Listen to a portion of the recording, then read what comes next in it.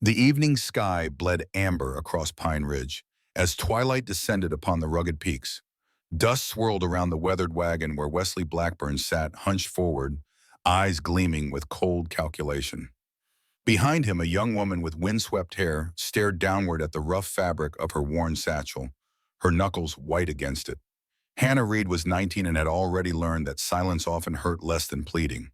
She had learned it from her mother's failed tears, from her father's broken promises, from the countless times words had meant nothing against the harsh reality of her world. The wagon wheels creaked against the narrow mountain path.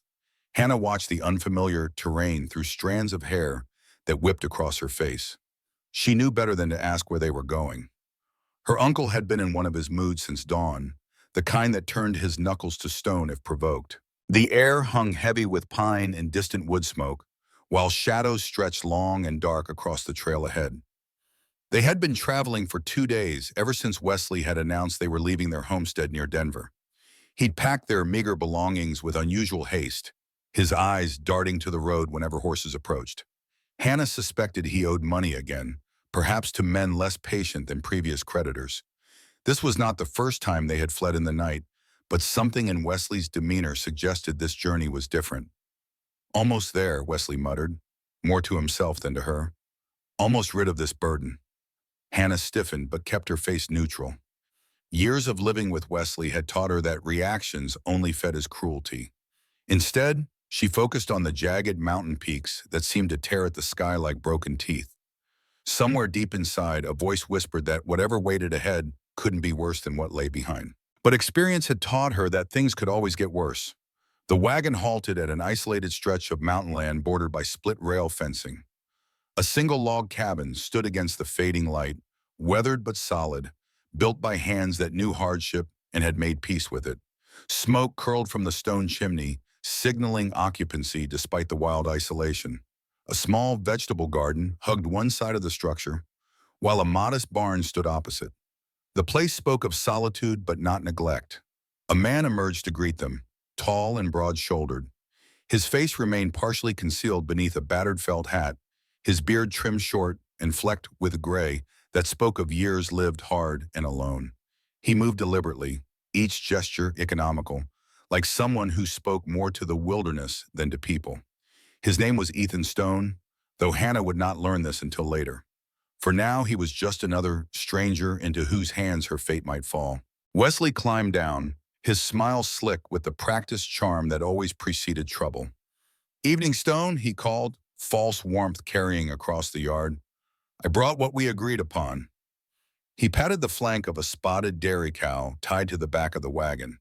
The animal was sturdy but skittish, eyes wide with nervousness. "Fine milker, strong stock, won't give you trouble."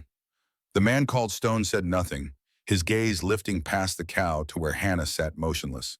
His eyes, the color of storm clouds, narrowed slightly. Hannah kept her head down, years of instinct telling her that meeting a strange man's gaze invited unwanted attention. Wesley jerked his thumb toward Hannah. "My niece, slow as molasses and twice as useless." Hannah flinched, the familiar words no less cutting for their repetition. Her entire childhood had been painted with such descriptions, each one eroding her sense of worth until she believed them more than she believed in herself. "She'll handle the chores you don't want to waste time on. Cooking, cleaning, mending, whatever needs doing." Wesley spat tobacco juice into the dirt. "I'm done feeding another mouth. Done pretending family means something when all it brings is burden. The cow for the girl. That's what we settled on, and I expect you to honor it." The air thickened with unspoken judgment. Ethan Stone said nothing for a long moment, his eyes moving from Wesley's false smile to Hannah's bowed head. Then, without breaking his gaze from her, he reached into his coat and handed Wesley the reins to the cow. "The cow is yours," he said, voice rough like stone against leather. Wesley smirked, already climbing back onto the wagon seat. "Pleasure doing business, Stone. You'll see, she's quiet. Too quiet, if you ask me." He tipped his hat mockingly toward Hannah and snapped the reins. The wagon lurched forward, dust rising as it disappeared down the mountain path, taking with it the last thread connecting Hannah to her previous life. Silence stretched between Hannah and the stranger. Only the wind filled it, rustling through pine needles and carrying the distant cry of a hawk. Ethan Stone looked at her for a moment longer, then turned toward the cabin. "You can come inside," he said. "You'll need a place to sleep." Hannah followed, her steps hesitant, wooden porch groaning beneath her boots. Inside, the room revealed a life built on order and purpose. A small fire glowed in the stone hearth, casting dancing shadows across the hand-hewn furniture. Every object seemed to have been positioned with deliberate care. The worn wooden table centered beneath a tin lantern, shelves bearing tools and supplies arranged by frequency of use, hooks holding garments aligned by size. The simplicity spoke not of poverty, but of choice, a stark contrast to the chaotic clutter that had defined Wesley's home. Two doors led off the main space, one slightly ajar to reveal a bedroom beyond. He motioned toward a corner. "Water in that barrel. Supper on the table if you're hungry." Hannah didn't answer. She placed her satchel on the floor and stood by the door, unsure what he expected. Her heart pounded, palms cold with sweat. Wesley had traded her before to settle debts, but never so permanently, never to a man living alone in the wilderness. She tried to read Ethan Stone's intentions in the set of his shoulders, in the lines of his face, but found only weariness in something that might have been resignation. Ethan poured himself a tin cup of coffee and sat at the table. "I didn't ask for this," he said quietly, more to himself than to her. "Didn't ask for a cow either, but what's done is done." He took a sip, then met her eyes. "You got a name?" She hesitated, voice barely above a whisper. "Hannah. Hannah Reed." "Reed?" he repeated, as if testing how it fit in his mouth, as if names still mattered in a world where people could be traded like livestock. "You can stay here as long as you earn your keep. I don't keep prisoners." The words were plain, but something about them loosened the knot in her chest. There was no threat in them, no hidden cruelty waiting to spring forth. She nodded and murmured, "Yes, sir." He frowned slightly, the lines around his eyes deepening. "Don't call me sir, just Ethan." Later, he showed her to a small room off the main living area. It was spare but clean, with a narrow cot, a wooden trunk, and a small window that looked out toward the mountains. Ethan lit a lantern and set it on a small table. "Belong to," he began, then stopped himself. "It's yours now. Get some rest." That night, Hannah lay on the narrow cot. The blanket smelled of cedar and wood smoke, clean in a way that surprised her. Through the thin wall, she could hear him moving about, the soft clink of a cup being set down, the creak of a chair as he settled. The wind moaned outside, slipping through gaps in the logs like a lost spirit searching for a home it would never find.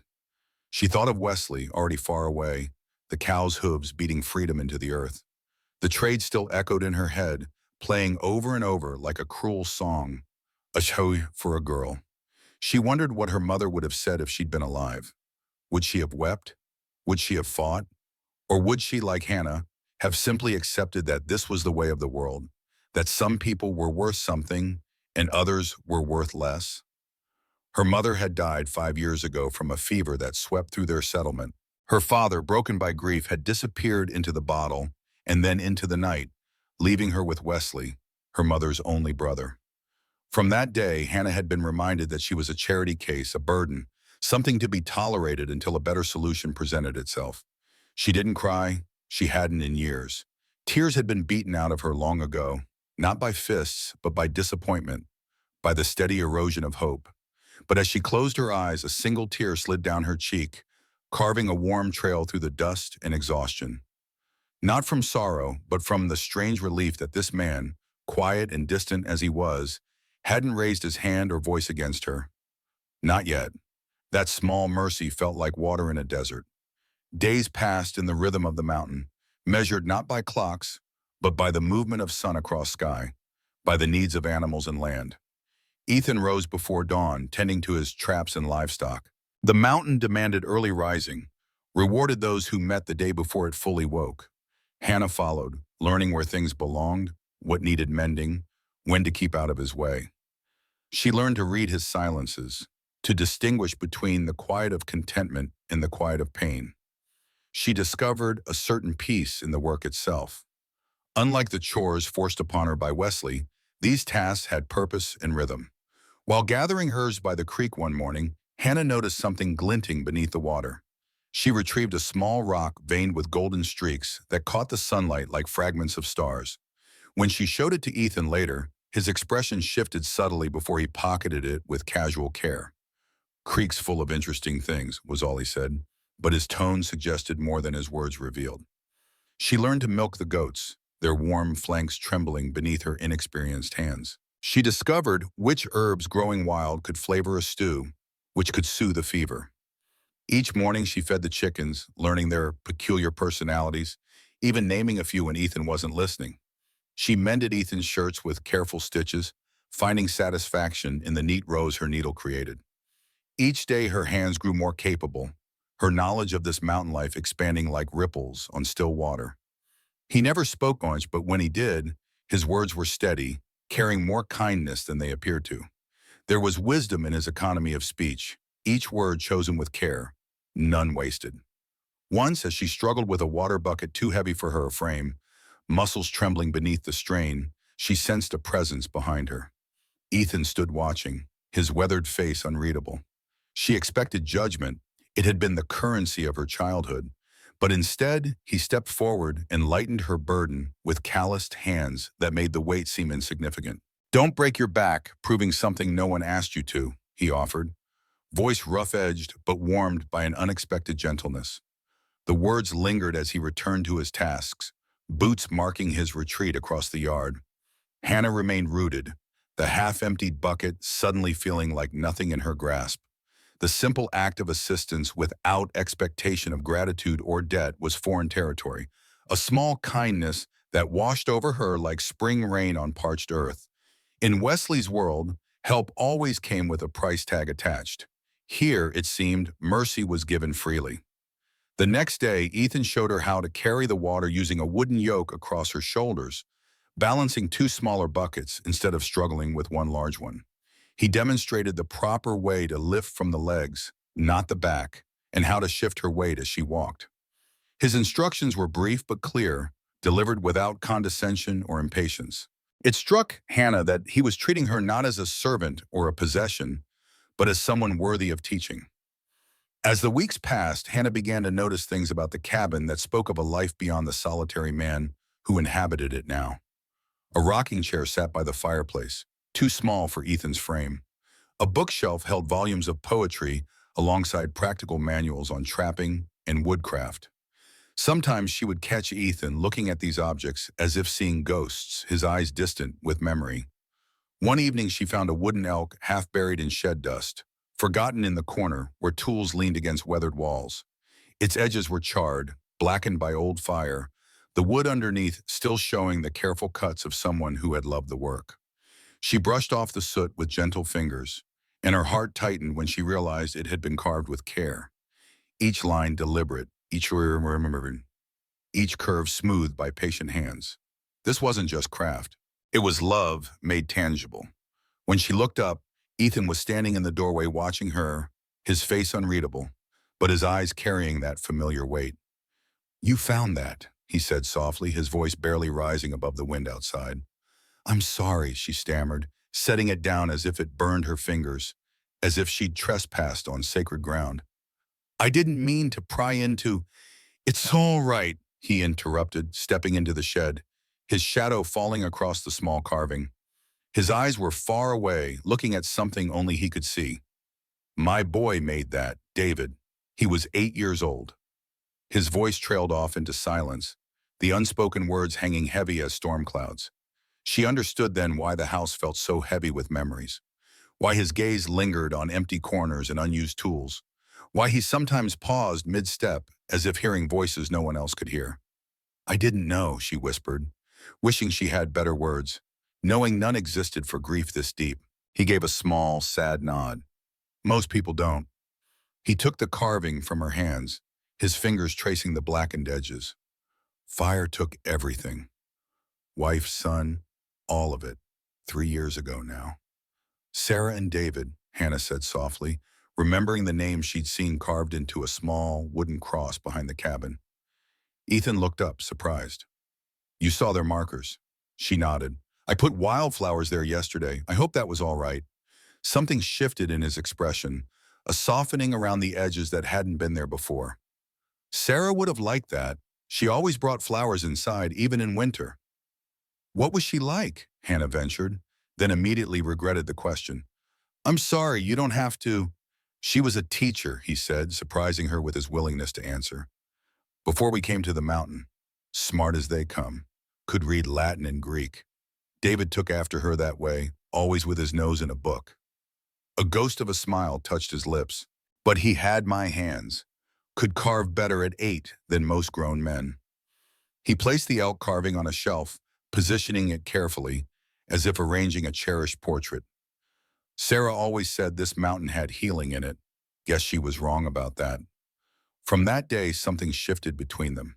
He still spoke little, but his silence no longer felt like walls. It felt like space, a space she could exist in without fear. One afternoon, she was gathering firewood when the old trapper Samuel Grady came riding up the mountain trail. His eyes softened at the sight of her. So it's true, he said gently. Wesley's girl ended up here. I'm glad you're safe. Safe? The word felt strange in her mouth, a concept she hadn't applied to herself in years. Samuel dismounted, tying his horse to a nearby pine. He was an old man with a weathered face that had seen the full range of human experience. His eyes were kind beneath bushy white brows. Word travels, even on the mountain. Not many folks up here, but those that are talk plenty. Wesley Blackburn was seen headed east with a fine dairy cow and no niece. He studied her face. Man like that, trading family for livestock. Not the first time he's done such, I'd wager. Hannah looked away. Thank you, Samuel, she replied quietly, unwilling to confirm or deny his suspicions. Samuel glanced toward the cabin. Stone treating you fair? Yes, she said, and was surprised to realize she meant it. He's been kind, in his way. Samuel nodded. Good man, Ethan Stone. Hard, but fair. Lost everything in that fire, but still finds it in him to help those in need. He looked at her meaningfully. Not many would take in a stranger, especially with what he's been through. When the trapper left, Ethan watched him go from the porch. You don't owe anyone your story, he told her. I don't have much of one, she said with a small, bitter smile. He looked at her for a long moment. You will. His words stayed with her, unfurling in her mind like a map to a future she hadn't dared imagine. A future where her story might be worth telling. Days lengthened into weeks. Hannah grew stronger, her hands calloused from work, her skin tanned by the mountain sun. She learned to predict weather from the way smoke rose from the chimney, how to tell which berries were safe to eat, how to repair a torn shirt so the mend was nearly invisible. Ethan began to teach her more complex skills, how to set a snare for rabbits, how to read animal tracks, how to split firewood along the grain. She discovered an old fiddle in the rafters of the barn and began to play it softly in the evenings when she thought Ethan was asleep. The instrument was with one string missing, but she remembered enough from childhood to coax simple melodies from it. Music had been her mother's gift to her, one of the few things Wesley hadn't been able to take away. One day, while Ethan was checking his traps, Hannah explored the small storage shed attached to the cabin. Behind stacked crates of preserves and dried goods, she found a wooden chest. Curiosity overcame caution, and she opened it to find women's clothing neatly folded, along with a leather-bound journal. She knew she should close the chest and walk away, but something compelled her to take the journal. That night, by candlelight, she read Sarah Stone's words.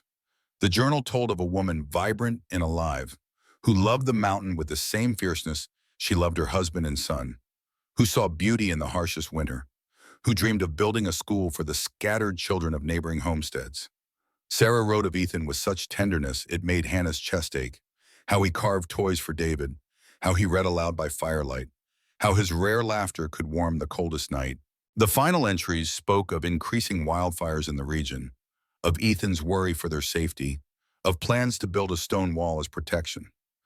The last page, dated 3 days before the fire, described David's excitement over a new book Samuel had brought him, and Ethan's promise to take him fishing when he returned from checking the far traps. Hannah closed the journal, tears streaming down her face for this family she would never know. She returned it to the chest the next day, but carried Sarah's words with her, seeing Ethan through new eyes. not just as the quiet, wounded man who had taken her in, but as someone who had once been the center of a loving family, who had laughed and dreamed and planned a future. She began humming when she cooked, softly at first, testing the boundaries of their silent agreement. Ethan didn't comment, but one morning when she stopped mid-verse, he muttered, "Don't quit halfway. Either sing it through or don't start at all." She blushed, then laughed quietly, finishing the song. It was the first time she'd laughed since arriving, and the sound seemed to surprise them both.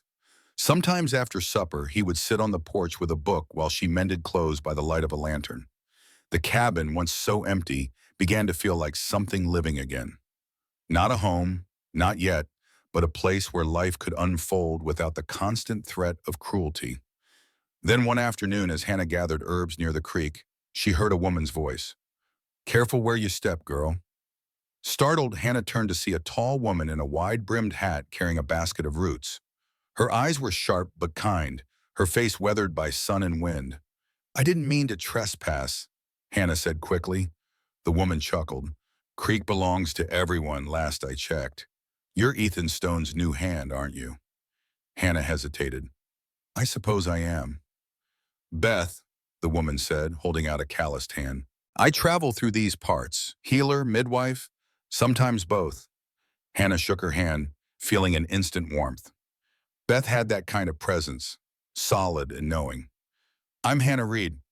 "Well, Miss Reed, Ethan doesn't let many people close, but if he took you in, that says something." Hannah frowned slightly. "He didn't take me in by choice. My uncle traded me for a cow." Beth's face softened. "That sounds like something Wesley Blackburn would do. Heard about that man. He leaves ruin wherever he goes." The words hit hard, but Hannah nodded. "He's family," she murmured. "Sometimes that's the worst kind of tie," Beth said. "But listen, don't let that trade define you. You're not a debt, you're a person." Beth showed Hannah which herbs were best for healing wounds and which for easing pain. She shared stories of the mountain and its people, of births and deaths and the cycle of seasons that govern their lives. Hannah found herself drawn to the older woman's wisdom and strength, to the easy way she spoke of both joy and suffering as necessary parts of a whole. When Hannah returned to the cabin, Ethan was chopping wood. "Met Beth," he said without looking up. "You knew?" "She came by once or twice when I was laid up last winter." He paused, splitting another log cleanly. "Good woman, talks too much." Hannah smiled faintly. "I liked her." "Everyone does," he said. "She's one of the few who remembers the right things about people." He didn't say what those things were, but Hannah wondered if he meant the memory of his lost family. Beth had mentioned Sarah and David without awkwardness or pity, speaking of them as people who had lived rather than simply died. Perhaps that was a gift in itself. As autumn deepened, the air turned sharp and cool. Hannah learned to bake bread in the cast-iron oven, to gather wood that would burn clean through the night, to read the sky for weather that could trap them for days. She also learned to recognize the shadows in Ethan's eyes when he looked toward the shed at dusk, or when the smell of smoke drifted too close. One evening, as they sat by the fire, she asked softly, "You ever think about leaving here?" He stared into the flames. "Left once before. Came back with nothing. The land's all I've got now." "Maybe it's all you want," she said. He gave her a small, weary smile. "Maybe." She wanted to ask about the fire, about his wife and child, but she didn't. Instead, she said, "I think I understand this place now. It's quiet, but not empty. It listens." He looked at her for a long time, and in that moment, something unspoken passed between them. Respect, perhaps, or the beginning of something more fragile. Later that night, Hannah stepped outside. The stars hung low and wide, and the cow she'd been traded for grazed quietly near the fence. She ran her fingers through its hide and whispered, "Guess we both ended up here against our will." The animal shifted softly, nudging her hand. From the porch, Ethan's voice came low and steady. "That cow's name is Maple." She turned, startled. "Maple," she repeated. "It suits her." "Used to belong to my wife," Ethan said, his gaze holding hers. "She loved that cow. Said she listened better than most people." Hannah smiled sadly. "Then maybe she'll listen to me, too." Ethan didn't reply. He just nodded once and went back inside, leaving her under the stars. And as Hannah stood there in the cool night, something inside her shifted. Something small but certain. She was no longer the girl who had arrived on a wagon, traded like a coin. She was part of the land now, stitched into its silence, its rhythm, its stubborn will to survive. And maybe, just maybe, she was becoming someone worth keeping. Rain came suddenly that night, heavy and wild, drumming against the roof like an old memory that refused to be quiet. Hannah woke to the sound of it, the walls creaking under the wind. She pulled her shawl tighter and stepped to the window. The darkness outside was complete, broken only by occasional flashes of lightning that painted the mountainside in stark relief.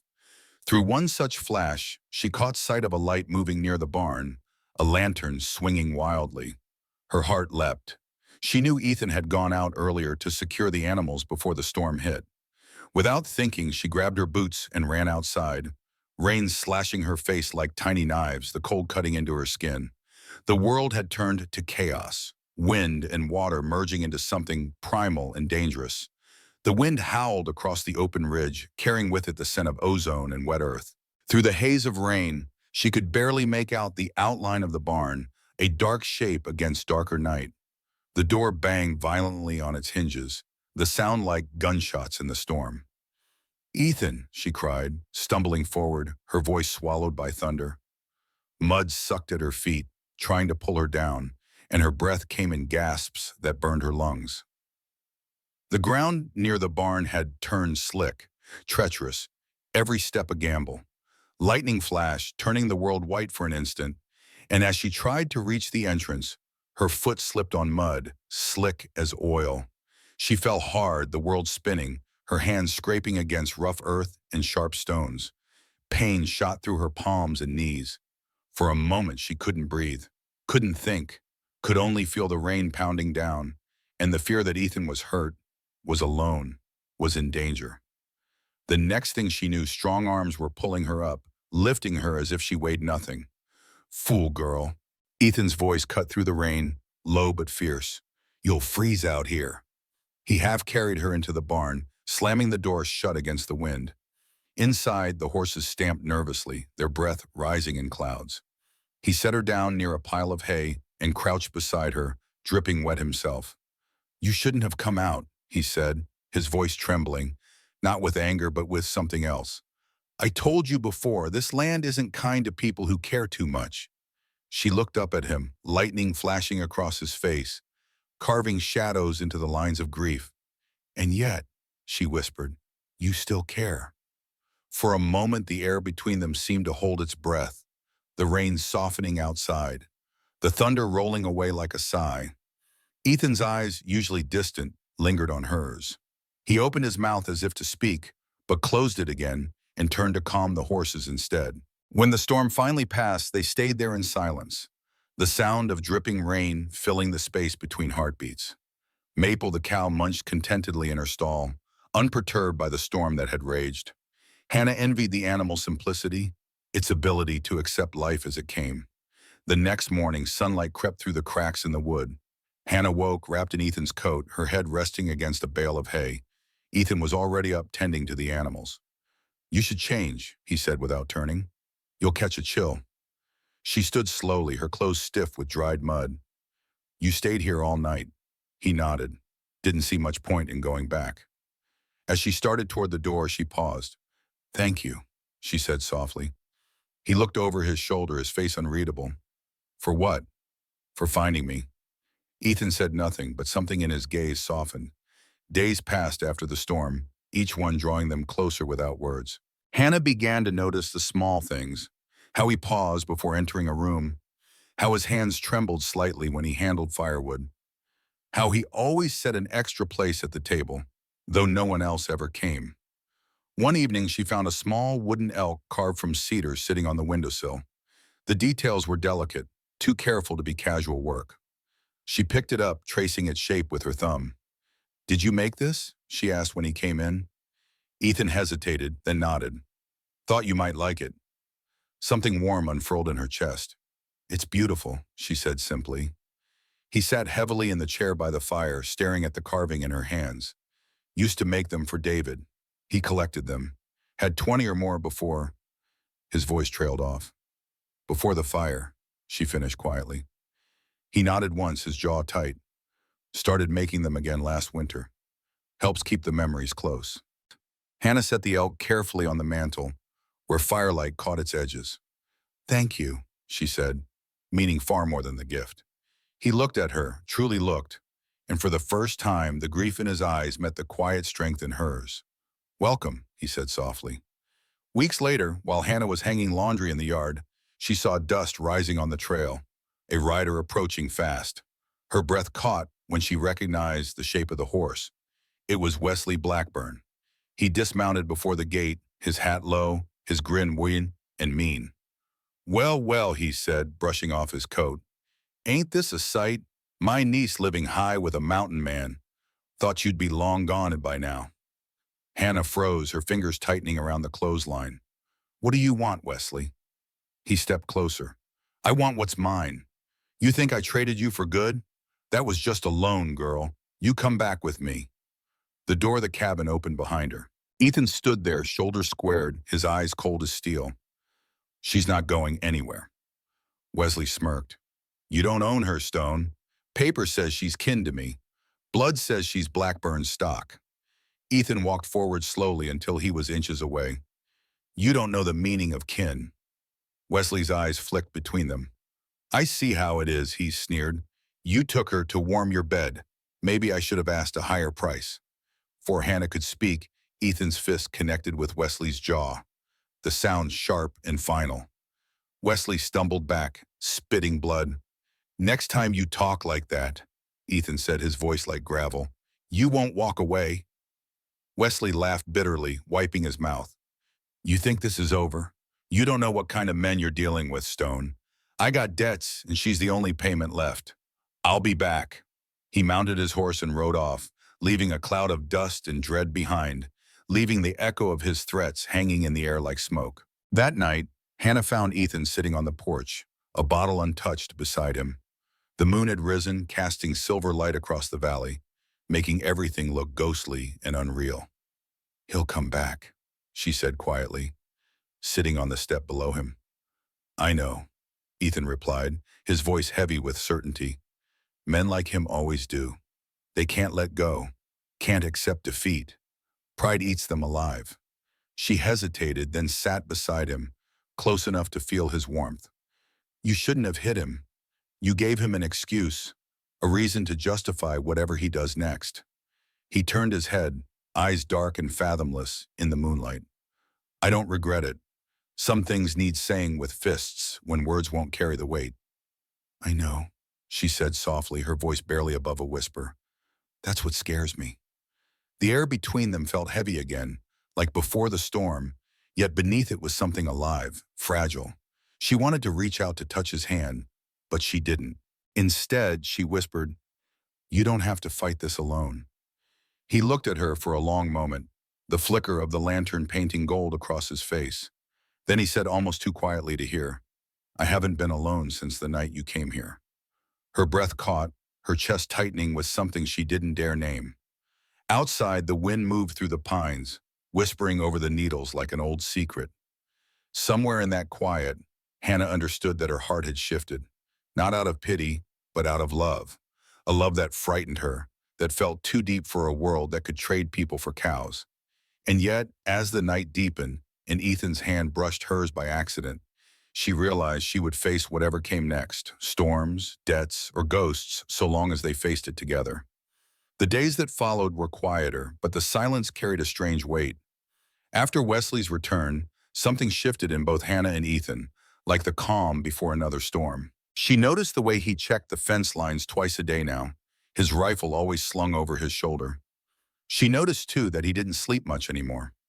Every night when she stirred awake, there he was, sitting by the window, staring out into the dark, the lamplight flickering over his face. Sometimes she wanted to tell him to rest, to stop watching shadows that might never come. But she knew the fear that drove him was the same one she felt gnawing in her chest. Not just fear of Wesley, but fear of losing this fragile piece they had built. Ethan began teaching her to shoot, his hands steady as he positioned the rifle against her shoulder. Breathe out when you pull the trigger, he instructed. Keep both eyes open. Hannah surprised herself with her aim, hitting the cans he'd set up more often than not.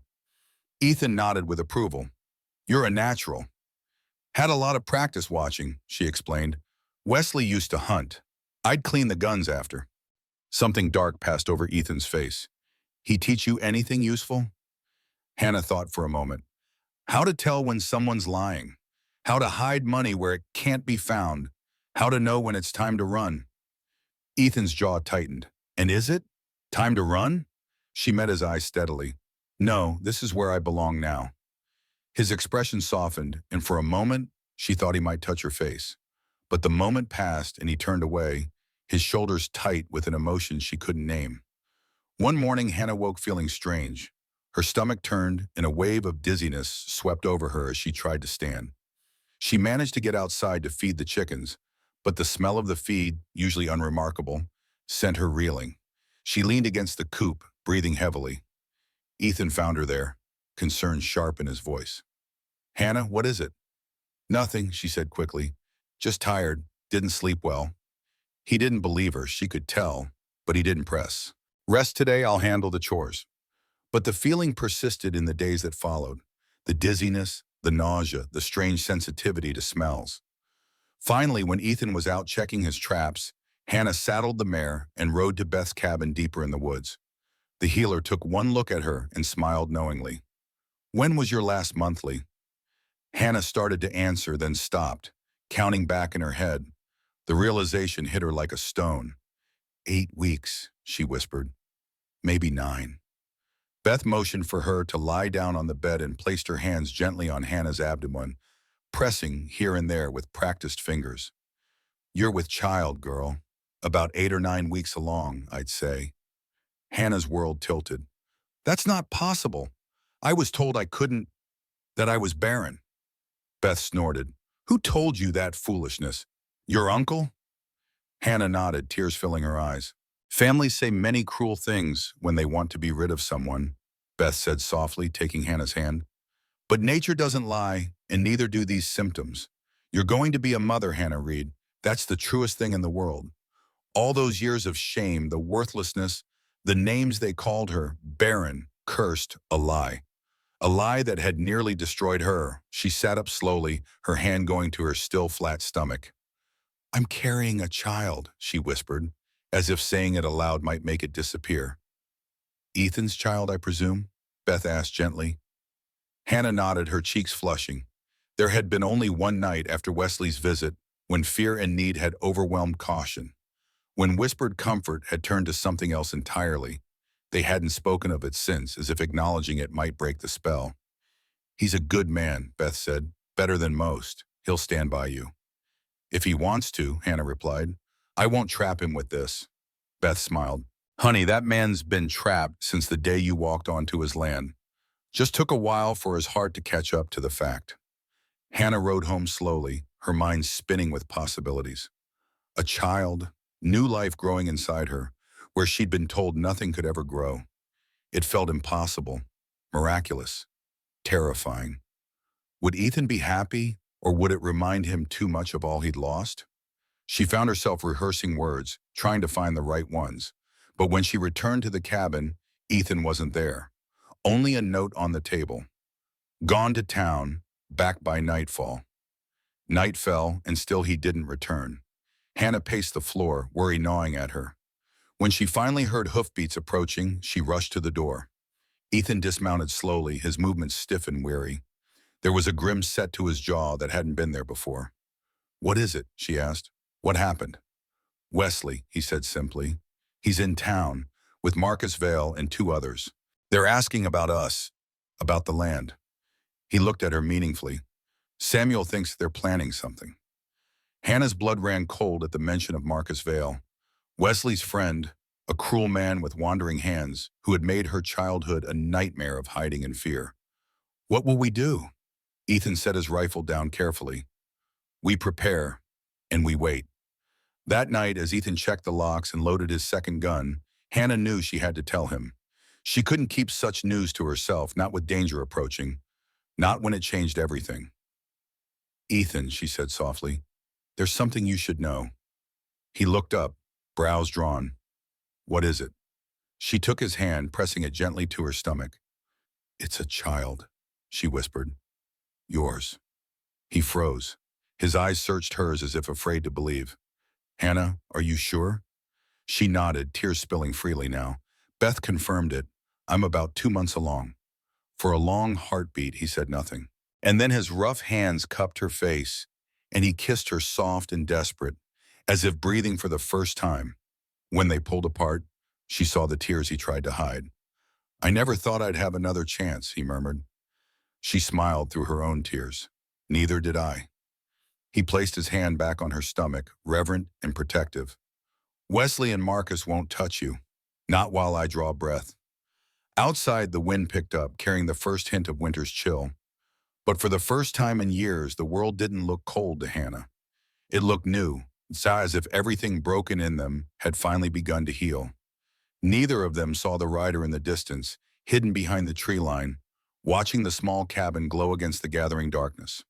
Marcus Vale hadn't gone far, and what he just witnessed lit a darker fire than before. The threat of Wesley and Marcus hung over them like storm clouds as autumn faded into early winter. Ethan reinforced the cabin doors and windows, cut additional loopholes for shooting, and stockpiled ammunition. Each day, Hannah watched him grow more vigilant, more protective, his eyes scanning the horizon whenever they stepped outside. At night, he slept with his rifle propped against the bedpost, one hand always close to the weapon. Yet alongside the fear grew a tentative joy. Ethan began to carve a cradle from juniper wood, working on it by firelight each night, his strong hands gentle as they shaped the future that grew within Hannah. Sometimes he would stop and just watch her as she mended or cooked, a look of wonder on his face, as if he couldn't quite believe this second chance they'd been given. What will we name it? He asked one evening, his hand resting on her belly, which had just begun to swell. Sarah, if it's a girl, she said without hesitation. After your wife. His eyes widened. You'd do that? She's part of who you are, Hannah said simply. Part of what led you to me. I want our child to carry that connection. Ethan swallowed hard. David for a boy then, after your father. Hannah smiled, touched that he remembered the name she had mentioned only once. David, she agreed. It's a good, strong name. As her pregnancy progressed, Hannah found herself changing in ways beyond the physical. A fierce protectiveness rose in her, a determination that her child would never know the fear and worthlessness she had lived with for so long. She would break the cycle that had defined the Blackburn family for generations. This child would know love, security, purpose, all the things she had been denied. Ethan changed too. The grief that had lined his face began to soften, replaced by a cautious hope. He smiled more, even laughed occasionally, a rough, rusty sound that seemed to surprise him as much as it delighted Hannah. He taught her everything he knew about the mountain, about survival, about creating a life from this wild land, as if ensuring she could carry on if anything happened to him. You're not going anywhere, she told him firmly one day. This child will need its father. I know, he said, but his eyes were distant, troubled. Just want to make sure you have what you need, no matter what. One morning, Hannah woke to find Ethan already gone. A note on the table. Gone to town for supplies. Lock the doors. Use the signal if anyone comes. The signal was 3 shots fired in quick succession, their agreed warning if danger approached. Hannah went about her chores, trying to ignore the knot of worry in her stomach. Ethan rarely went to town now, preferring to have Samuel bring necessities when he made his rounds. Something must have compelled him to go. By midday, snow began to fall, light at first, then heavier, blanketing the land in white silence. Hannah watched it through the window, stroking her growing belly, telling the child about the beauty of mountain winters, about the deer that would come close to the cabin seeking food, about the patterns frost made on glass. Talking to her unborn child had become a habit, a way of connecting to this miracle she still sometimes couldn't believe. As darkness fell, Hannah's worry deepened. Ethan should have been back by now. The snow was getting heavier and the temperature was dropping rapidly. She stoked the fire, prepared a stew that could be kept warm indefinitely, and waited. When she heard hoofbeats approaching, relief flooded her. But it was short-lived. The rhythm was wrong. Too many horses, moving too fast. She peered through the window and saw 4 riders approaching through the swirling snow. At their head rode Marcus Vale, his face twisted in a predatory smile. Hannah's heart hammered in her chest. She grabbed Ethan's spare rifle from the rack, checked that it was loaded, and positioned herself by the window with the clearest shot. Her hands trembled, but she steadied them, remembering Ethan's lessons. Breathe out when you pull the trigger. Keep both eyes open. The rider stopped in the yard. Marcus dismounted, snow swirling around his tall frame. He was a handsome man in a cruel way, with sharp features and eyes that never warmed even when he smiled. Come out, Hannah, he called. We know you're alone. Stone was delayed in town. Indefinitely. Her blood froze. What had they done to Ethan? I have nothing to say to you, Marcus, she shouted back. Get off this property. Marcus laughed, a sound that had haunted her nightmares for years. That's not very hospitable. Wesley asked me to check on his niece, make sure she's being treated right. He took a step toward the cabin. We heard rumors you're in a delicate condition. That true, Hannah? Carrying a little bastard? She aimed the rifle at his chest. One more step and you'll find out how delicate I am. He stopped, his smile faltering slightly. Now, is that any way to greet family? You're not my family, she spat. Neither was Wesley. My family is Ethan Stone and the child I carry. Marcus's face darkened. Stone isn't coming back, Hannah. Made sure of that myself. Now you can do this easy or hard. Either way, you're coming with us, and this land is going to its rightful owners. And who might that be? She demanded, trying to keep him talking, trying to think of a way out. The company, he said simply.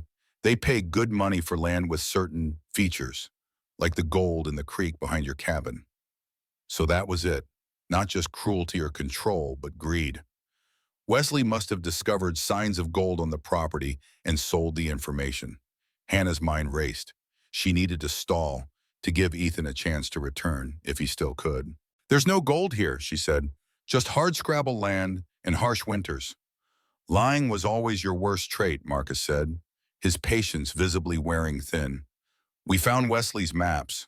We know about the deposits. Now you're coming with us, and we're taking what's ours. He signaled to his men, who spread out, preparing to rush the cabin from different directions. Hannah knew she couldn't hold them all off. She might get one shot, maybe two, before they overwhelmed her. Her hand went to her belly, a silent promise. She would not let them take her child's future. Just as Marcus stepped forward, a shot rang out from the tree line. One of his men cried out, clutching his shoulder as he fell from his horse. Everyone froze. That was a warning, Ethan's voice called from the darkness. The next one won't be. Marcus spun around, his hand going to his gun. Stone! Thought we settled this in town. Well, seems you're not as good with a knife as you thought, Ethan replied, his voice steady despite the pain Hannah could hear beneath it. Now get off my land before I put a bullet where it'll do more than bleed. For a tense moment the tableau held, Marcus and his 2 remaining men facing the unseen threat of Ethan's rifle. Then Marcus slowly raised his hands. This isn't over, Stone. That gold belongs to the company now. We've got the papers to prove it. Your forged papers won't stand in any court, Ethan said. Samuel's already taken the real documents to the territorial judge. It's done, Marcus. A flash of uncertainty crossed Marcus's face. Then his eyes hardened. There are other ways to settle this. Not today. Ethan said, emerging from the trees, rifle trained steadily on Marcus's chest. Hannah gasped when she saw him. His coat was torn and bloody, his face pale with pain and cold. But his hands were steady, and his eyes burned with a fierce determination. Marcus glanced at his wounded man, then at his remaining allies. Whatever he saw there made him reconsider. Another time then, he said, mounting his horse. But remember this, Stone. Men like me always get what we want in the end. They rode off into the swirling snow, leaving only hoof prints that were rapidly filling with fresh powder. Ethan staggered slightly as he made his way to the cabin. Hannah rushed out to help him, supporting his weight as they made it inside. What happened? She asked, helping him remove his blood-soaked coat. Ambush in town, he said through gritted teeth.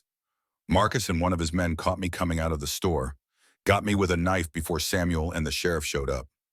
He winced as she peeled back his shirt to reveal a deep gash along his ribs.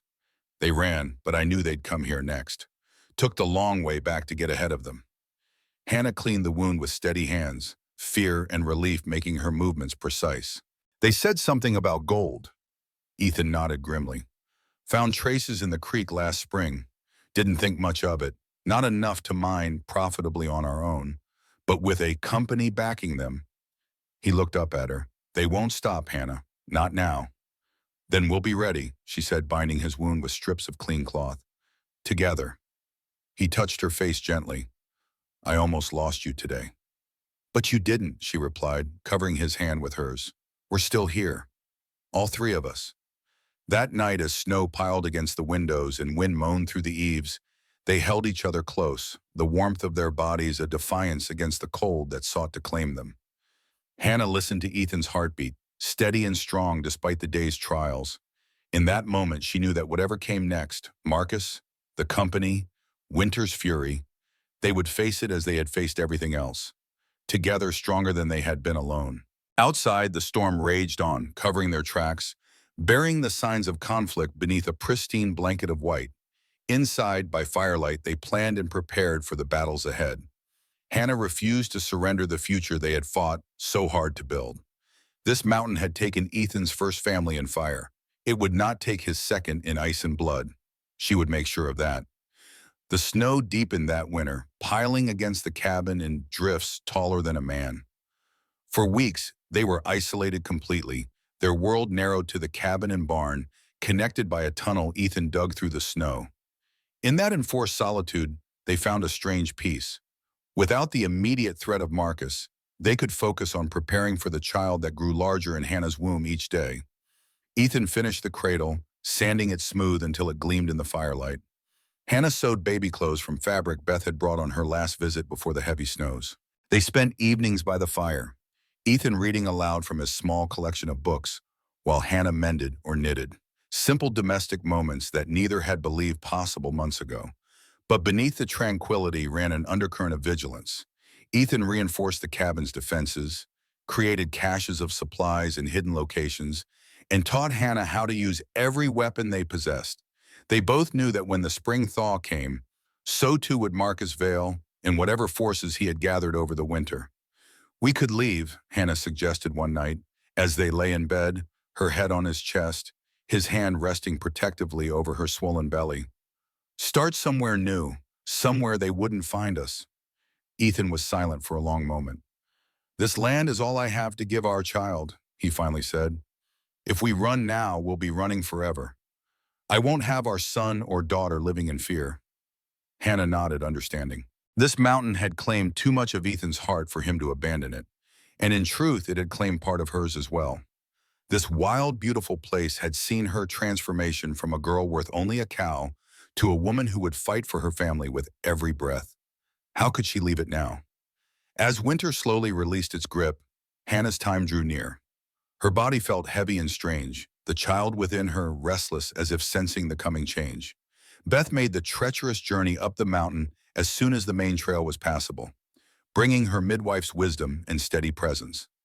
Any day now, she pronounced after examining Hannah. The baby's strong, turned just right. Should be an easy birth, God willing. Ethan paced outside while the women talked, his face drawn with worry. When Beth emerged from the cabin, she placed a reassuring hand on his arm. She's healthy as a horse, that one. Made for birthing. Stop your fretting. But his fretting only increased as the days passed. He barely slept, jumping at every sound, convinced that each creak of the settling cabin was either Hannah going into labor or Marcus Vale returning to claim his vengeance. One crisp morning in early spring, Hannah woke to a strange sensation, a tightening that built and receded like waves. She lay quietly, counting the minutes between each one as Beth had taught her. When Ethan stirred beside her, she touched his face gently. It's time, she whispered. The color drained from his face, but his voice remained steady. I'll get Beth. Hours blurred together as Hannah labored. Beth arrived, bringing calm efficiency to the small cabin. She shooed Ethan outside after he knocked over a basin of water for the third time, his hands shaking with nervous energy. Men are useless at birthings, she declared. Go chop wood or clean your gun or whatever settles you.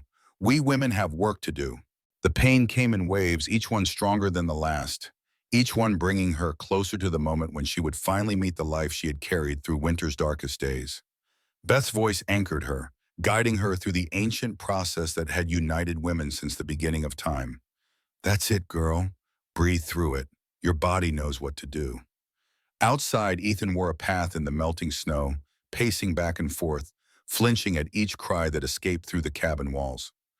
Samuel arrived midday, having sensed from Ethan's absence in town that something was happening. He brought a bottle of whiskey in the steady presence of a man who had witnessed many of life's transitions. "Sit before you fall over, son," he told Ethan, pressing a tin cup into his trembling hands. "Women have been doing this since Eve. Your Hannah's strong as they come." As the sun began to set, casting long shadows across the yard, a different cry split the air, high and indignant, full of life and determination.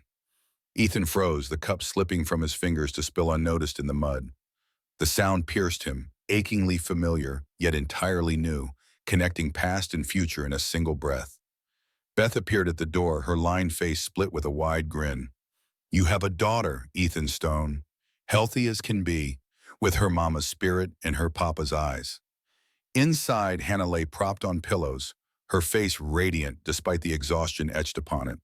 In her arms squirmed a tiny bundle, red-faced and perfect, with a dusting of dark hair and eyes that, when they briefly opened, revealed the same storm gray as her father's. Ethan approached slowly, as if afraid his presence might shatter the miracle before him. Hannah looked up, her smile soft with love and triumph. "Meet your daughter," she whispered. "Sarah Grace Stone." He knelt beside his bed, one rough finger gently brushing the infant's cheek. "She's beautiful," he said, his voice breaking on the words, "like her mother." Hannah placed the baby in his arms, watching as his large hands, so capable of violence when needed, cradled their daughter with infinite tenderness. Sarah Grace's tiny fingers curled around one of his, a grip so small yet powerful enough to hold his heart forever. "Thank you," he murmured, looking from the child to Hannah with eyes that held a lifetime of emotion, "for not giving up on me, for bringing life back to this mountain." Beth and Samuel discreetly withdrew, leaving the new family to their private joy. Outside, the first stars appeared in the darkening sky, and somewhere in the distance a wolf called to its mate, wild and free, a reminder of the untamed beauty that surrounded them. That night, as Hannah slept with Sarah Grace nestled against her, Ethan stood guard by the window. But his vigilance now carried a different weight. Before, he had been a man with little to lose, his heart already broken beyond repair. Now he was a father with everything to protect, everything to fight for. When Marcus Vale returned, and Ethan had no doubt that he would face not just a wounded man seeking solitude, but a husband and father defending his family. The thought should have terrified him. Instead, it filled him with a cold, clear purpose. This mountain had taken his first family in fire and grief. It would not claim his second. Whatever the cause, whatever sacrifice required, Ethan would ensure that Hannah and Sarah Grace knew only safety and love on this land that had finally, after so much pain, given him a reason to truly live again. As dawn broke over the peaks, painting the snow-capped ridges with golden light, Ethan made a silent vow to the daughter sleeping peacefully in her mother's arms. She would grow up free from fear, from doubt, from the worthlessness that had shadowed both her parents for too long. She would know her value from her first breath to her last, would never question her place in this world. For she was Sarah Grace Stone, daughter of the mountain, born of a love that had defied trade and tragedy alike, and she was worth everything. Spring unfurled across Pine Ridge in a riot of green, the land shedding its white mantle like an old memory. Wildflowers dotted the meadows surrounding Ethan and Hannah's cabin, bringing color to a world that had been monochrome for too long. Inside the cabin, Sarah Grace flourished like the mountain itself, growing stronger and more vibrant with each passing day. Her cries and coos filled the small dwelling with a music that neither Ethan nor Hannah had thought to hear again. For Hannah, motherhood came with an instinctive certainty that surprised her. She, who had been told her whole life that she was worthless, useless, now found purpose in every small task. Each time she nursed her daughter or soothed her cries, she felt the lies of her past dissolving, replaced by the undeniable truth of her own capability. She was not merely surviving now. She was nurturing life, creating a family from the ashes of two broken pasts. Ethan watched the transformation in wonder, seeing Hannah blossom into motherhood with a grace that stole his breath. She sang to their daughter old lullabies her own mother had once sung, her voice growing stronger and more confident as spring deepened into summer. He often found himself pausing in his chores, transfixed by the sight of Hannah rocking Sarah Grace on the porch, sunlight turning her hair to fire, her face serene with a joy he had never thought to see in this place of grief. Yet beneath their domestic peace ran a current of vigilance. Ethan reinforced the cabin's defenses, repaired the barn, and kept his rifle always within reach. Each day he scanned the horizon for dust that might signal riders approaching. Each night he checked the perimeter before coming to bed. The threat of Marcus Vale hung over them like storm clouds on a distant ridge, unseen for now, but inevitable in its approach. "You need to sleep," Hannah told him one night as he stood by the window, his silhouette sharp against the moonlight. "You can't protect us if you're dead on your feet." He didn't turn. "They're coming. Maybe not today or tomorrow, but they're coming." She rose from the bed, careful not to wake Sarah Grace, who slept in her cradle nearby, and joined him at the window. "Then we'll be ready," she said, sliding her hand into his. "But we can't live waiting for shadows to become real. Our daughter needs us present, not just standing guard." Ethan looked down at her, the moonlight catching the determination in her eyes. He nodded slowly. "You're right, as usual." "I know," she said with a small smile. "Now come to bed." Their moments of peace were precious, hard-won islands in a sea of uncertainty. During the day, they worked side by side, tending the garden that would sustain them, repairing what winter had damaged, preparing for whatever might come. Hannah learned to watch for game while she gathered herbs, to listen for the sounds that didn't belong. Ethan taught her how to reload quickly, how to find cover, how to move through the woods without being seen. They practiced and prepared, not speaking of what they were preparing for, both knowing all too well. Beth visited regularly, bringing news from town and supplies they couldn't produce themselves. She doted on Sarah Grace, proclaiming her the healthiest baby she'd ever delivered. But even her cheerful presence couldn't entirely dispel the tension that returned with each visit. "Any word?" Ethan would ask, his voice carefully neutral. Beth would shake her head. "Nothing certain. Rumors that Marcus has been seen near Silver Creek. Talk of men working for the mining company scouting properties along the ridge. Nothing definite." The not knowing was its own kind of torture. Hannah sometimes thought she would prefer an open confrontation to this endless waiting, this constant state of alert. At least then they could face their enemy, could end the threat one way or another. Then one warm afternoon, as Hannah hung laundry while Sarah Grace napped inside, Samuel's horse appeared on the trail, moving at a speed that signaled urgency. Hannah's heart seized. She dropped the wet shirt she'd been about to hang and hurried to meet him, calling for Ethan, who was chopping wood nearby. Samuel reined in his lathered horse, his weathered face grim. "They're coming," he said without preamble. "Marcus and 6 men, well armed. They've got papers, forged, but official looking, claiming mineral rights to this entire ridge." He glanced at Ethan. "Sheriff tried to delay them, said he'd need to verify the documents, but they wouldn't hear it. They're maybe 2 hours behind me." Ethan's face hardened. "Hannah, get Sarah Grace and whatever we need for a few days. We're taking the high trail to the old miner's cabin." Hannah hesitated. "We're running?" "We're being smart," he corrected. "Just the 3 of us against 7 armed men isn't a fight we can win. We need to get to safety, then figure out our next move." She nodded, understanding the strategy, even as part of her rebelled against leaving their home. "How long do we have?" "Minutes," Samuel said grimly.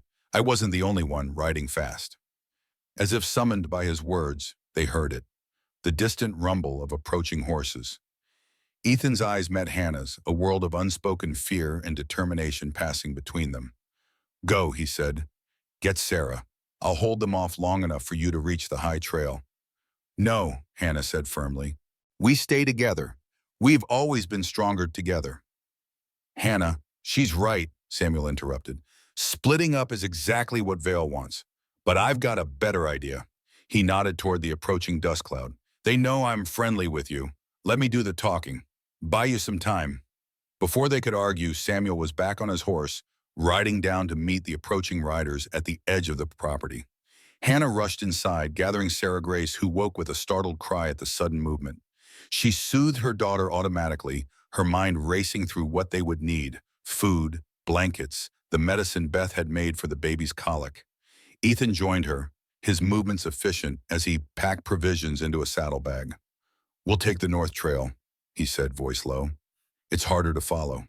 The old miner's cabin is stocked with enough to get us through a few days. From there, we can reach Beth's place if we need to."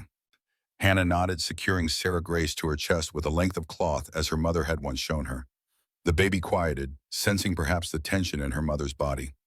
Outside, they could hear voices now, Samuel's measured tones and another sharper voice that raised the hair on Hannah's neck.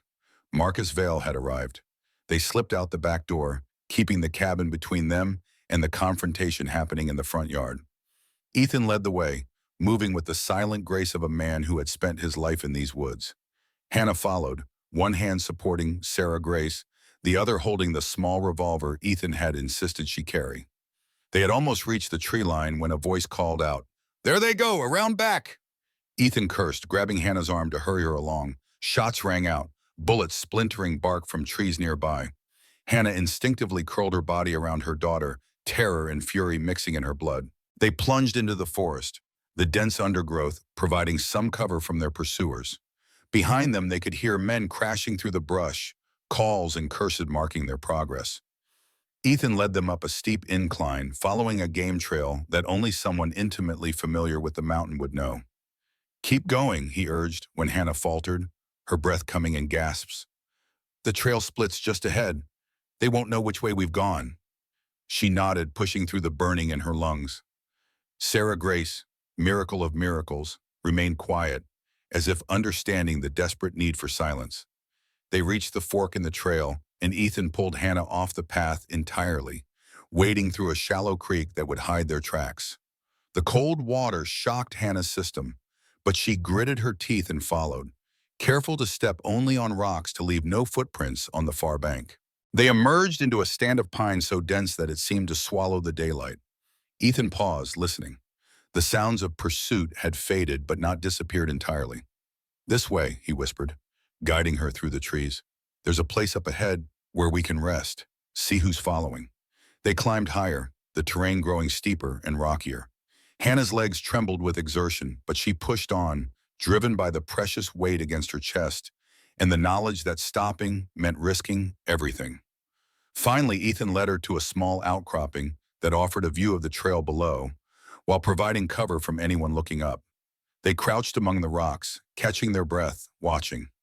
Sarah Grace began to fuss, hungry after the long journey. Hannah adjusted her clothing to nurse, her eyes never leaving the forest below. "I see two of them," Ethan murmured, pointing to movement among the trees. "They've split up to cover more ground." "What about Samuel?" Hannah asked, sudden fear clutching at her heart. "What did they do to him?" Ethan's jaw tightened. "I don't know, but Samuel can take care of himself. He survived worse than Marcus Vale." They watched as the men below conferred, then separated again, one continuing along the creek, the other doubling back toward the cabin. "They're not sure which way we went," Ethan said, relief evident in his voice. "We've got a chance." As darkness fell, they resumed their journey, moving more slowly now in the dim light. Sarah Grace had fallen asleep, her small body warm against Hannah's chest.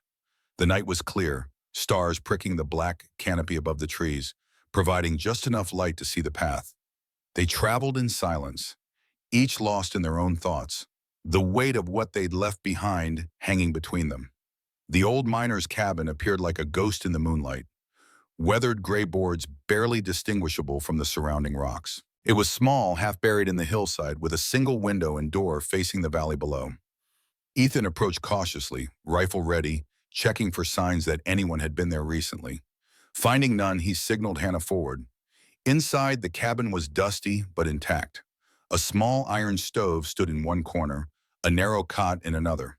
Shelves lined the walls, stocked with the provisions Ethan had stored there: canned goods, dried meat, ammunition. It was spare but serviceable, a place to regroup and plan their next move. Hannah laid Sarah Grace on the cot, covering her with a blanket from their pack. The baby sighed in her sleep, tiny fingers curling and uncurling. Hannah watched her for a moment, overwhelmed by a love so fierce it left no room for fear. Ethan secured the door and window, then joined her beside the cot. "You should rest," he said softly. "Tomorrow will be long." She looked up at him, reading the determination in the set of his jaw, the worry in the crease between his brows. "What are we going to do, Ethan? We can't stay here forever." He sat beside her, taking her hand in his. "No, we can't. But we can't go back either. Not yet." He hesitated, then continued. "I've been thinking. Maybe we should leave. Start somewhere new. Somewhere they won't find us." Hannah studied his face, surprised. "You said this land was all you had to give our daughter." "I was wrong," he said simply. "You and Sarah Grace are all that matters. Land can be replaced. You can't." The truth of it settled over her like a blanket. This man who had once been so rooted to his mountain that he couldn't imagine leaving was now willing to abandon everything for them. It humbled her, this evidence of how deeply he loved them both. "Where would we go?" she asked, not agreeing yet, but considering. "West, California maybe, or north to Oregon Territory. Somewhere with good land, far from Marcus Vale and his kind." He squeezed her hand. "We could start over, build something new." Hannah thought of their cabin, of the garden she had planted, the life they had begun to build together. The thought of leaving it all behind ached like a physical wound. Yet the idea of taking Sarah Grace somewhere truly safe, somewhere unmarked by the shadows of their past, held its own appeal. "Let's sleep on it," she said finally. "We're safe for tonight. Tomorrow is time enough to decide." He nodded, relief evident in the loosening of his shoulders. "I'll take first watch. You sleep." Hannah didn't argue, exhaustion pulling at her limbs like weights. She curled beside Sarah Grace on the narrow cot, one hand resting protectively on her daughter's back. Despite her fatigue, sleep was elusive, her mind replaying the day's events in an endless loop. The sound of gunfire, the cold rush of the creek, the knowledge that their home might even now be burning or occupied by men who had no right to it. She must have dozed eventually, for she woke to Ethan gently shaking her shoulder. Dawn light filtered through the dirty window, painting the cabin in shades of gray and gold. Sarah Grace still slept, her tiny chest rising and falling in perfect contentment, unaware of the danger that had driven them from their home. "Someone's coming," Ethan whispered, his rifle already in his hands. Just one on foot, moving slow. Hannah rose quickly, positioning herself between the door and Sarah Grace, her own pistol ready. They waited in tense silence as footsteps approached, crunching on the rocky ground outside. Then a voice called softly, "Ethan? Hannah? It's Beth." Relief flooded through Hannah. Ethan moved to the door, opening it cautiously, rifle still at the ready, until he confirmed it was indeed Beth standing there alone. The older woman looked exhausted, her usually neat appearance disheveled from hard travel. "Thank God," she said, stepping inside. "Samuel sent me. Said you might need help." "Samuel's alive?" Hannah asked, lowering her pistol. "We feared the worst when we heard shots." Beth nodded grimly. "Alive, but not unscathed. They roughed him up when they realized he'd warned you. He's with the sheriff now, giving his statement." "What's happening at the cabin?" Ethan asked, the question Hannah couldn't bring herself to voice. Beth's expression darkened. "They've occupied it, claimed the land is theirs now by right of the mining company's grant. They've posted men at all approaches." She paused, then added, "They're searching the mountain for you. Seemed particularly interested in finding Hannah and the baby." Hannah felt cold despite the morning warmth. "Why? Why would Marcus care about us?" "Leverage, most likely," Beth said. "They know Ethan won't stop fighting for the land. They probably figure holding you two would force his hand." Ethan's face hardened into something Hannah had never seen before, a cold, implacable fury that transformed his features. "They'll never touch either of you," he said, his voice low and dangerous. "I'll die first." "No one's dying," Beth said firmly, "but you can't stay here. It's only a matter of time before they find this place." She reached into her pack and pulled out a folded paper. "Samuel sent this. It's a map to a place beyond the ridge, a homestead abandoned last winter when the family moved east. It's well provisioned and far enough from the usual trails that you should be safe there until this is resolved." Hannah took the map, studying the carefully drawn route. How is this going to be resolved, Beth? They have our home. They have forged papers that look legitimate enough to fool even the sheriff. What chance do we have against that? Beth's eyes glinted with determination. More than you might think. Samuel wasn't idle while recovering from his beating. He sent telegrams to the territorial capital and to the mining company's headquarters. It seems Marcus Vale doesn't actually work for them anymore. Was dismissed for irregular practices months ago. The papers he's waving around are completely fraudulent. Hope flickered in Hannah's chest. So the law's on our side? The law is investigating, Beth corrected. These things take time, which is why you need to stay hidden. Vale knows his scheme is unraveling. That makes him desperate, and desperate men are the most dangerous kind. They spent the day preparing. Beth had brought additional supplies, food, medicine, extra ammunition. She examined Sarah Grace, pronouncing her healthy despite the disruption to her routine. She showed Hannah which herbs growing nearby could soothe infant colic, which could help with teething when the time came. Practical knowledge passed from one generation of women to the next, unchanged by the chaos of men's conflicts. As sunset approached, they made ready to leave. The abandoned homestead was a hard day's journey through difficult terrain, but traveling at night would offer better cover from searching eyes. Beth would return to town, continuing the pretense that she had no knowledge of their whereabouts. Be careful, Hannah urged as they said their goodbyes. Marcus might suspect you helped us. Beth smiled grimly. Let him suspect. I've faced worse than Marcus Vale in my time. She kissed Sarah Grace's forehead, then Hannah's cheek. Stay strong, daughter. This mountain has endured far longer than any man's schemes. It will outlast this trouble, too. They watched her go, a solitary figure descending into the gathering dusk. Then, with Sarah Grace securely fastened to Hannah's chest and their meager belongings distributed between them, they set off in the opposite direction, following Samuel's map toward uncertain sanctuary. The journey was arduous. The terrain grew increasingly unfamiliar as they moved beyond Ethan's usual hunting grounds. They traveled by starlight, resting during the day in hidden hollows or dense thickets where they wouldn't be easily spotted. Sarah Grace, sensing perhaps the gravity of their situation, remained remarkably calm, crying only when hungry or uncomfortable, quieting quickly at her mother's touch. On the third day, as they crested a ridge that offered a view back toward their cabin, Hannah paused, scanning the distant valley. Thin columns of smoke rose from where their home stood, evidence that Marcus and his men remained. She felt a surge of anger so intense it momentarily took her breath away. They won't keep it, Ethan said quietly, reading her thoughts. One way or another, we'll take back what's ours. Hannah nodded, unable to speak past the knot in her throat. She thought of the garden she'd planted, the home she'd begun to make, the future she'd imagined there. The unfairness of it all struck her anew, that men like Marcus Vale could take with impunity what others had built with love and labor. We will, she finally managed, shifting Sarah Grace to her other shoulder, for her. The abandoned homestead appeared just where Samuel's map had indicated, nestled in a small valley protected by steep ridges on three sides. It was larger than their cabin, with a main house, barn, and several outbuildings. The previous inhabitants had left in haste, it seemed, for many of their possessions remained. Furniture, tools, even clothing hanging in wardrobes. Hannah felt a strange kinship with the unknown family, wondering what circumstances had driven them to abandon so much of their life. They approached cautiously, Ethan circling the entire property before determining it was truly deserted. The main house was dusty but sound, with a large stone fireplace, 3 bedrooms, and a kitchen with a cast-iron stove. Hannah set about making it habitable while Ethan secured the perimeter, establishing sightlines and escape routes should they be discovered. That night, for the first time since fleeing their cabin, they slept in a real bed. Sarah Grace nestled between them, her small body radiating warmth. Hannah watched her husband's face in the moonlight, streaming through the uncurtained window. Even in sleep, a vigilant tension remained in the set of his jaw, the slight furrow between his brows. She wondered if he had looked this way in the months after losing Sarah and David, if the weight of constant alertness had marked him then as it did now.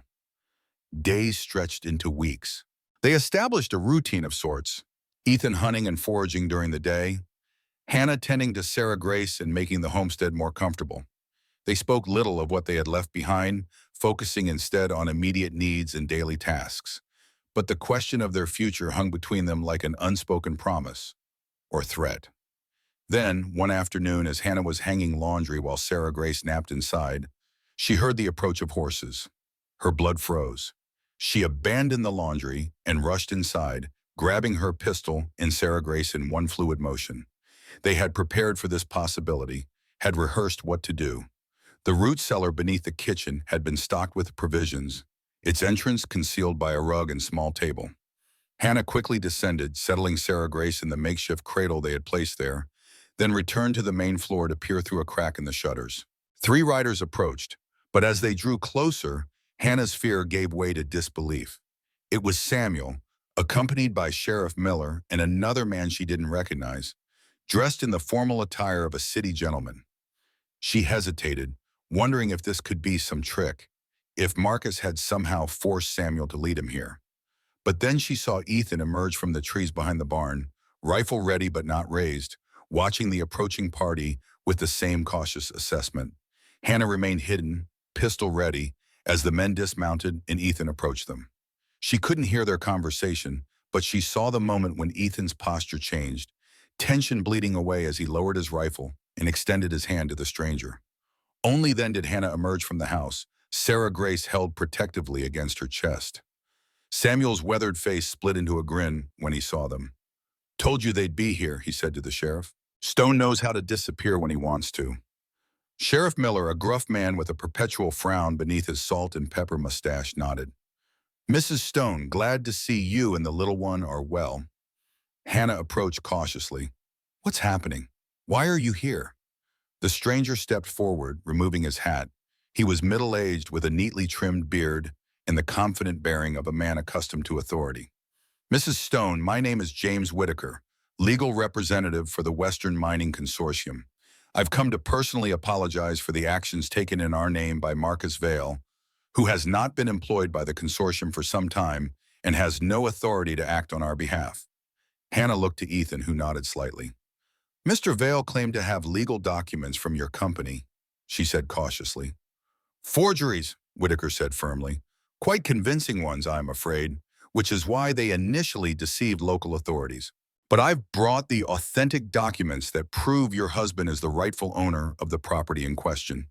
He held out an official-looking envelope to Ethan, along with compensation for the distress and damage caused by this unfortunate situation. Ethan took the envelope, his expression guarded. "And Vale?" "Arrested," Sheriff Miller said with evident satisfaction. "Him and his men. Charges include fraud, trespassing, destruction of property, and assault. They won't be troubling anyone for quite some time." Relief washed over Hannah in a wave so powerful her knees nearly buckled. "So it's over? We can go home?" Samuel's expression clouded slightly. "There's been some damage," he admitted. "Vale and his men weren't gentle with your property, but nothing that can't be repaired. The consortium will cover all costs of restoration," Whitaker added quickly. "It's the least we can do, given the circumstances." Ethan was examining the documents from the envelope, his brow furrowed in concentration. "There's something else here," he said, holding up a separate paper. "An offer to purchase mineral rights on the land." Whitaker nodded. "Yes, that's correct. Our geologists believe there may be significant gold deposits on the northern section of your property. The consortium would like to negotiate extraction rights with appropriate compensation to you as the landowner, of course." Hannah watched Ethan carefully, seeing the conflict play across his features. The mountain had been his refuge, his healing place after losing everything. The thought of mining operations, of strangers tearing into the land for its hidden wealth, would once have been unthinkable to him. But now he had a family to consider, a daughter's future to secure. "I'll need time to consider this," Ethan said finally. "Of course," Whitaker replied smoothly. "The offer stands regardless of recent events. Please review it at your leisure." He turned to Hannah. "Mrs. Stone, please accept my personal assurance that the consortium deeply regrets the distress caused to your family. We value our reputation as ethical operators and are horrified that our name was used in such a scheme." Hannah nodded, not entirely convinced of the man's sincerity, but relieved nonetheless that the immediate threat had passed. "Thank you for coming in person," she said. It means a great deal to know that justice has been served. After Whitaker departed, Samuel and Sheriff Miller remained to escort them home. The journey back was markedly different from their desperate flight, traveling by daylight, following established trails, Sarah Grace cooing happily at the changing scenery. Yet Hannah felt a strange reluctance as they approached familiar territory, a trepidation about what they might find. Her fears were not unfounded. The cabin had suffered during their absence. Windows were broken, furniture overturned, Hannah's carefully tended garden trampled into mud. The barn door hung askew on broken hinges, and the chicken coop had been demolished entirely, its former occupants nowhere to be seen. Hannah stood in what had been their tidy yard, now littered with debris and marked by the hoof prints of too many horses, and felt tears sting her eyes. Not for the damage itself, wood could be replaced, gardens replanted, but for the violation of it all. These men had not simply occupied their home, they had deliberately desecrated it, as if to erase any evidence that a family had lived and loved here. Ethan moved through the destruction methodically, assessing what could be salvaged, what must be rebuilt. His face was set in grim lines, but his eyes held a determination that Hannah recognized. The same look he had worn when carving Sarah Grace's cradle, when building their life together. This was not defeat, merely a setback. "It can all be fixed," he said when he rejoined her. "Might take time, but we'll make it right again." Hannah nodded, suddenly exhausted by the emotional whiplash of the past weeks. "I know, it's just hard to see it like this," he finished for her. "I know." He took Sarah Grace from her arms, cradling their daughter with practiced ease. "But we're home. That's what matters." Home, the word resonated in Hannah's chest, complex and powerful. This place had been her prison when she first arrived, traded for a cow by a man who saw her as worthless. It had become her sanctuary, her first experience of safety and respect. Now it stood damaged but not destroyed, awaiting their care to make it whole again. Like them, she realized. Damaged by life but not broken, stronger for having survived. The next days were a flurry of activity. Neighbors Hannah barely knew arrived with lumber, tools, even livestock to replace what had been lost. Beth brought seedlings for a new garden. Samuel donated chickens from his own coop, and even Sheriff Miller appeared with a rocking chair to replace the one that had been smashed. The community that Hannah had only glimpsed before now revealed itself fully, wrapping around her family with practical support and genuine kindness. As summer reached its peak, the cabin was restored. The garden flourished, new chickens scratched in a rebuilt coop, and Sarah Grace grew plumper and more curious by the day. Ethan had added a small porch where Hannah could sit with the baby in the evenings, watching the sunset paint the distant peaks in shades of gold and violet. One such evening, as Sarah Grace dozed in her lap, Hannah noticed Ethan studying the documents Whitaker had left. "Have you decided?" she asked softly. He looked up, the fading light catching the silver in his beard. "Not yet. Part of me wants to tell them to go to hell, keep the mountain as it is." He sighed, rubbing a hand across his face. But that money would set Sarah Grace up for life. Education, opportunities we never had. Hannah considered this. What if there was a middle way? Allow limited mining on the northern section, where we rarely go, with strict conditions about how they operate. Keep the rest untouched. Ethan studied her with a mixture of surprise and admiration. "When did you get so wise about business negotiations?" She smiled. "I learned from watching you with Samuel. Everything's a negotiation of some kind."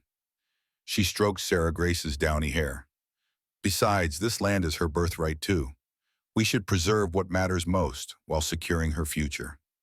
He nodded slowly. "I'll draft terms tomorrow. See what Whitaker says." They sat in companionable silence as darkness gathered around them. From the forest came the lonely call of a whippoorwill, answered by its mate from somewhere in the distance. The familiar sounds of the mountains settling into night surrounded them. Crickets, the soft rustle of wind through pine needles, the occasional distant howl of a wolf. "I never thanked you," Hannah said suddenly. Ethan looked puzzled. "For what?"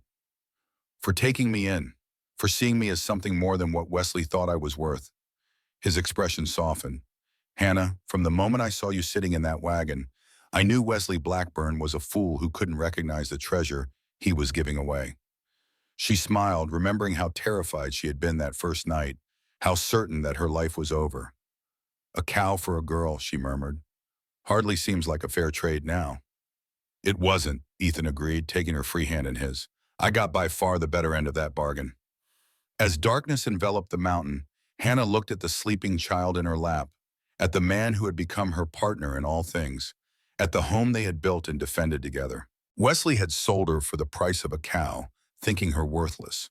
But here, on this mountain, with these people who had chosen her as she had chosen them, Hannah Reed Stone had discovered her true value, not as property to be traded, but as a woman of strength and courage, a mother, a wife, a survivor, worth more than any price that could be named. These towering peaks had stood witness through centuries, indifferent to human sorrows, yet somehow offering silent comfort in their permanence. They had absorbed Ethan's tears, sheltered Hannah's rebirth, and now cradled their daughter's first laughter. It would watch over their daughter as she grew, would shelter their family through whatever came next. And in its steadfast presence, Hannah found a final peace, the certainty that she was exactly where she belonged, with exactly whom she was meant to be with, living a life that was hers by choice, not by trade, a life of immeasurable worth. Autumn came to Pine Ridge in a blaze of color, transforming the mountainside into a tapestry of gold, crimson, and bronze. Sarah Grace, now 8 months old, sat in the doorway of the cabin, entranced by a falling leaf that spiraled down from the great oak that shaded their yard. Hannah watched her daughter's delight, her heart full with the simple pleasure of witnessing such joy. The months since their return had brought a new rhythm to their lives. The mining company had accepted Ethan's terms, limited extraction on the northern parcel, strict environmental protections, and a generous share of profits that would be held in trust for Sarah Grace. Work had begun discreetly, with minimal disruption to the mountain's peace. The arrangement had brought an unexpected prosperity, allowing for improvements to the cabin and the purchase of comforts they would never have considered before. Yet the greatest change was not material but emotional. The crisis had forged them more fully into a family, had erased any lingering doubts about their place in each other's lives. Hannah no longer thought of herself as the girl traded for a cow. She was Hannah Stone, wife of Ethan, mother of Sarah Grace, a woman with roots in this mountain as deep and strong as the ancient pines that crowned its peak. Ethan emerged from the barn, wiping his hands on a rag. He had been working on a small wooden horse for Sarah Grace, a companion to the elk that still held pride of place on their mantle. He smiled at the sight of his daughter in the doorway, her copper hair, so like Hannah's, catching the afternoon sun. She gets more beautiful every day, he said, joining Hannah at the garden's edge where she was harvesting the last of the season's herbs. Like her mother. Hannah smiled, tucking a sprig of lavender into her basket. She has your eyes, though, and your stubborn chin. Poor child, Ethan chuckled, then grew serious. Beth stopped by while you were gathering berries this morning. She had news. Hannah straightened, reading the mixture of emotions on her husband's face. What kind of news? Wesley Blackburn is dead, caught fever in the territorial prison, didn't last a week. He watched her carefully, gauging her reaction. Hannah absorbed this information, surprised by her own lack of grief or satisfaction. Wesley had loomed so large in her life for so long, a specter of cruelty and rejection that had shaped her understanding of her own worth. Now he was simply gone. His power over her memory diminished to nothing. And Marcus? She asked, still serving his sentence. 5 years hard labor. Ethan's tone made it clear he thought the punishment insufficient for the man's crimes. Hannah nodded, returning to her harvesting. Good. I hope he has time to reflect on his choices. Ethan raised an eyebrow. That's charitable of you. She shrugged. Hating him requires energy. I'd rather spend elsewhere. She glanced at Sarah Grace, who had managed to capture a fallen leaf and was examining it with intense concentration. Besides, look what came of all his schemes. We're stronger, happier. He failed in every way that matters. Ethan considered this, then nodded slowly. You're right, as usual. He helped her gather the last of the herbs, their hands occasionally brushing in the familiar dance of shared work. I was thinking we might ride into town tomorrow, all three of us. The general store has fabric for winter clothes, and Sarah Grace could use a warmer coat. The suggestion was casual, but Hannah recognized its significance. Since their return, Ethan had been reluctant to leave the property, still vigilant despite the arrest of Marcus and his men. His willingness to venture into town with the whole family signaled a new phase, a loosening of fear, a step toward normalcy. "That sounds wonderful," she said, matching his tone. "I could use some new needles, and Beth mentioned a shipment of books arrived last week." They worked in companionable silence until Sarah Grace began to fuss, hungry after her afternoon of exploration. Hannah lifted her daughter, settling on the porch steps to nurse her while Ethan continued harvesting. As Sarah Grace fed, Hannah stroked her downy head, marveling at the miracle of this small life they had created. She thought back to that first night in the cabin, her fear and uncertainty, the single tear she had allowed herself in the dark.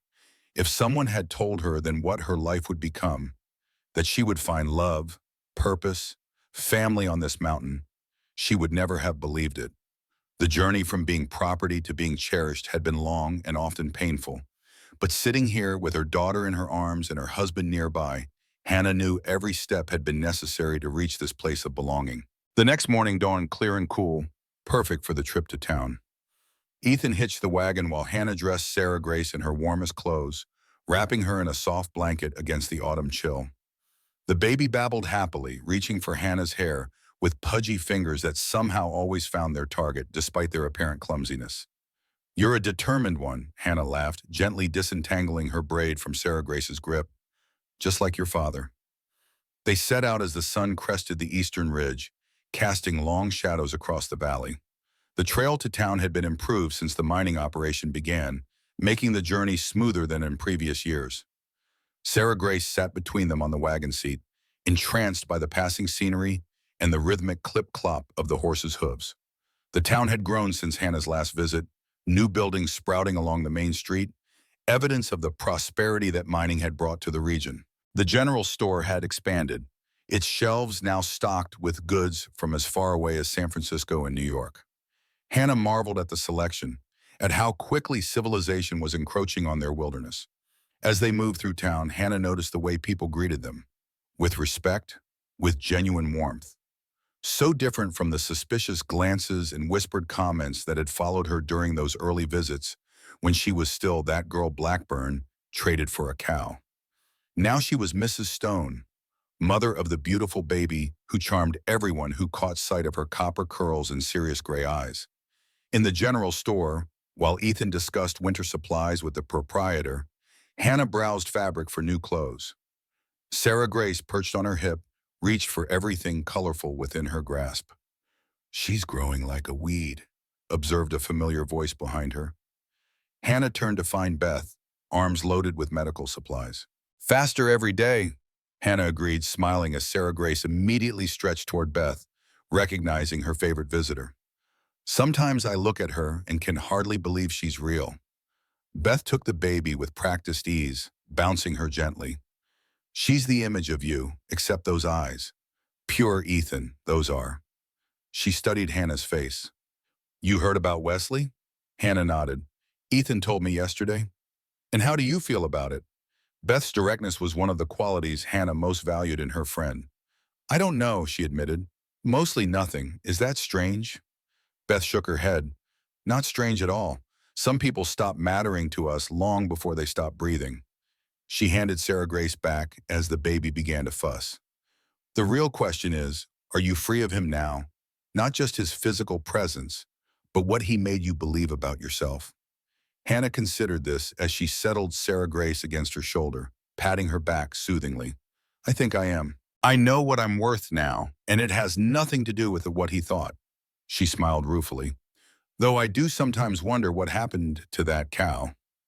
Beth laughed, the sound drawing smiles from other shoppers nearby. "Maple? Last I heard, she was living a life of luxury at the Widow Jenkins farm. Apparently she gives the richest milk anyone's ever tasted." "Good," Hannah said, surprised by how genuinely she meant it. "She deserves a happy ending too." Later, as they journeyed home with the wagon loaded with supplies, Hannah watched the mountainside sliding past, the familiar landscape that had become so deeply woven into her sense of self. Beside her, Ethan drove the wagon with relaxed confidence, occasionally pointing out wildlife to Sarah Grace, who gazed wide-eyed at everything her father indicated. Beth asked me today if I was finally free of Wesley, Hannah said during a comfortable silence. If I'd let go of what he made me believe about myself. Ethan glanced at her, his expression thoughtful. And are you? Hannah looked down at Sarah Grace, drowsy now in the late afternoon sun, then at her own hands, strong and capable from work and motherhood. Yes, she said simply. I am. Ethan reached across Sarah Grace to take Hannah's hand, his calloused palm warm against hers. Good, because you were never what he said you were, never what he thought you were worth. I know that now, she said softly. They crested the final rise, their cabin coming into view below, smoke curling invitingly from the chimney where the fire had been banked before their departure. Home in every sense that mattered. Built with their hands, defended with their courage, filled with their love. As the wagon rolled down toward the cabin, Hannah reflected on the strange journey that had brought her here. She had been traded for a cow, considered of so little value that her own flesh and blood had discarded her without a second thought. Yet in that transaction, meant to demean, to diminish, she had found her true worth. Not in the eyes of others, but in her own heart. In the family she had built, the love she had found, the strength she had discovered within herself. Worth was not something assigned by others, she realized. It was inherent, immutable. Like the mountain itself, it endured regardless of those who failed to recognize its value. The wagon pulled up before their cabin just as the sun touched the western peaks, painting the sky in shades of flame and gold. Ethan lifted Sarah Grace, now fully asleep, and carried her inside while Hannah began unloading their purchases. As she worked, she caught sight of movement at the edge of the clearing, a deer and her fawn watching cautiously before disappearing back into the forest. Mother and child, finding their way together through a sometimes dangerous world. Hannah smiled at the parallel, at the reminder that life continually renewed itself, that hope persisted even after the harshest winter. Inside, she found Ethan standing by Sarah Grace's cradle, watching their daughter sleep. She joined him, sliding her arm around his waist, leaning her head against his shoulder. Together they stood in the quiet of their home, the only sound the soft breathing of their child and the distant call of an owl welcoming the night. We did well, didn't we? Hannah whispered. Despite everything? Ethan pressed a kiss to the top of her head. We did more than well. We built something that will last. And in that moment, surrounded by the love they had created from the ashes of their separate griefs, Hannah knew with absolute certainty that she was worth everything. Worth fighting for, worth loving, worth the entire mountain and all its hidden gold. Worth infinitely more than a cow, more than any price that could ever be named. Sarah Grace stirred in her cradle. Ethan lifted their daughter with reverent hands, whispering something only for her ears. Hannah joined them, forming a circle of three bound not by blood or bargain, but by choice and love. Ethan's eyes met Hannah's over their daughter's head. What passed between them held everything that mattered. Recognition, respect, and a love that had survived fire and ice, greed and grief. The cabin creaked gently around them, settling into night. Beyond its walls, the mountain kept watch beneath a canopy of stars. Priceless.